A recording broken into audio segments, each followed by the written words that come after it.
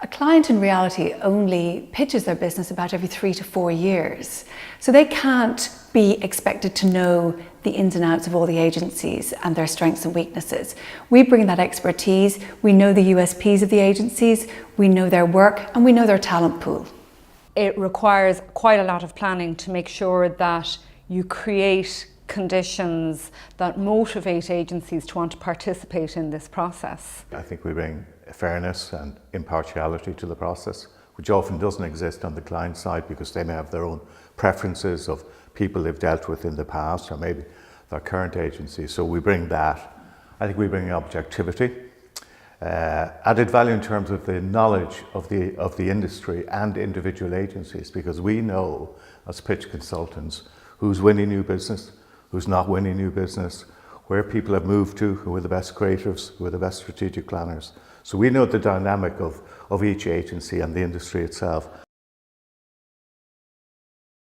We take away a lot of the administration, we take away a lot of the drudgery of it.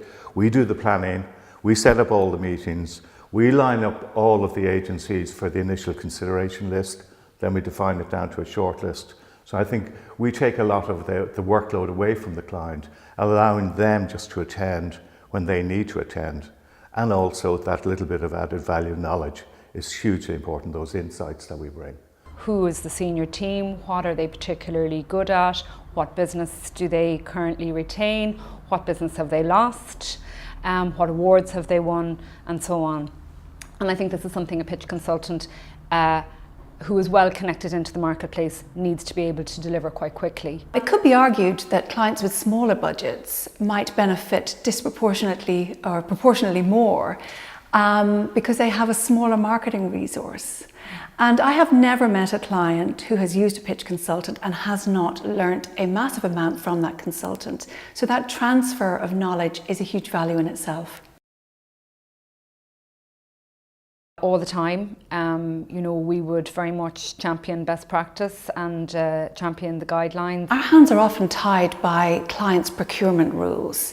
When that isn't the case, I would encourage my clients to see as many agencies as possible at the credential stage, and then we facilitate a shortlisting to make sure the pitch list is a list of agencies that really meets their requirements. I'll refer to the guidelines in terms of timings, and also the holding of key meetings such as chemistry meetings or credentials meetings. So the answer is yes. The smaller the number of the agencies within reason brings a robustness to the process that wouldn't exist if you just allowed free range on the numbers that should be on the shortlist. So it forces the client to decide which are the key agencies that they want to continue in the process that meet the criteria that they have set at the outset of the review.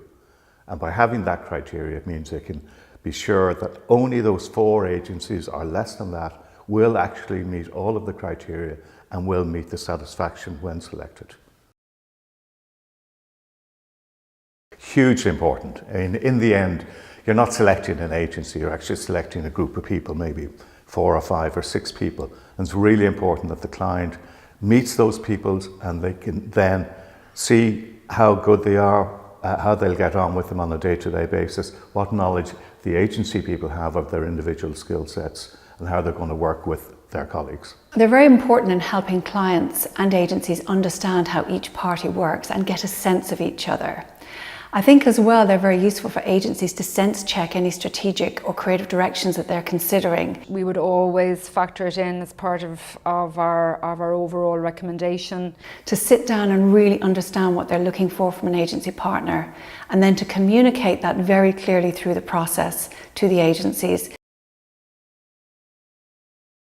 Really important that they have a robust brief, a brief that is motivational to the agencies, that provides enough information, and they're supporting research and data to support the contents of the brief. Be realistic about the time commitment. It is a lengthy process, there are a lot of meetings, but there is a value in them, and as you work through the process you will really see that value. Allowing the agency to meet with the client, to interrogate the brief, to ask questions of the brief, and then to get the correct answers. Think about what you want from an agency relationship, where your skill sets are and what you want the agency to bring to that party. Fairness throughout the process to all the agencies, impartiality in terms of allocating time and resource to the agency, a small selection team that stays with the review right from the beginning to the end, and in the end, using the preset criteria to select the agency. Talk to a pitch consultant. Pitch consultants are not just for big clients with large budgets. Our fees are commensurate to the size of the project, and the value that we add will pay its dividends.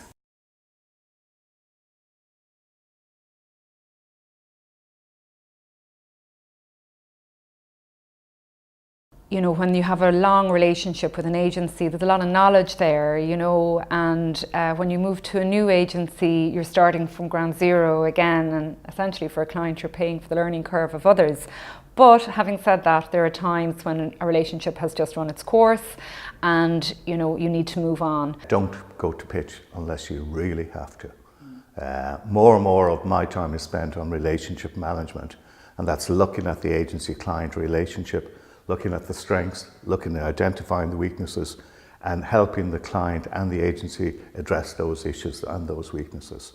Better to stay with the agency and fix problems than knee-jerk into a pitch.